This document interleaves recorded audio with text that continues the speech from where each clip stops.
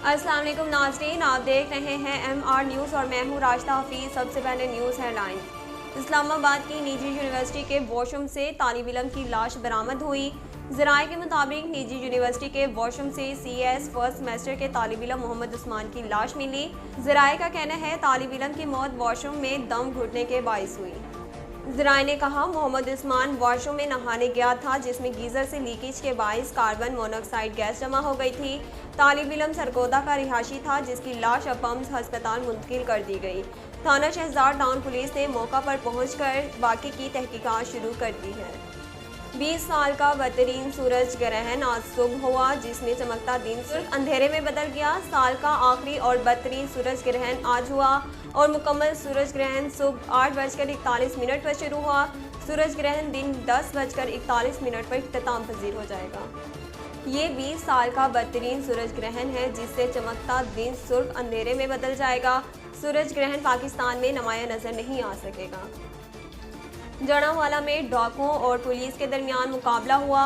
Circle Jaranwala के हदूद में मुबैना पुलिस मुकाबले में एक डाकू शदीद जख्मी हो गया। डाकू वारदात के बाद फरार हो रहे थे कि पुलिस के साथ फायरिंग का तबादला हुआ।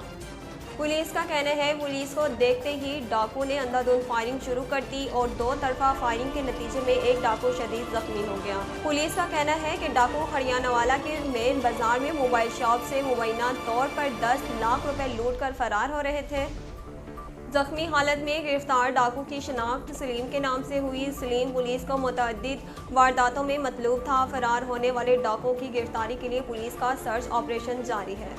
पंजाब के मुख्तलिफ शहरों में मौसम सरमा की पहली बारिश रिकॉर्ड की गई। लोधरा, कबीरवाला, गोजरा, जहानी और टोबा टैक्सिंग समेत बाज़ शहरों में मौसम सरमा की पहली बारिश हुई जिसके बाद सर्दी की शिद्दत में इजाफा हो गया। इधर कोयटा, मुस्लिम बाग समेत बलोचिस्तान के शमाली हिस्सों में भी बादल बरसे। महकमे मौसमियात के मुताबिक बलोचिस्तान में बर्फबारी और बारिश बरसाने वाला यही सिस्टम आज और कल कराची में भी असरअंदाज हो सकता है।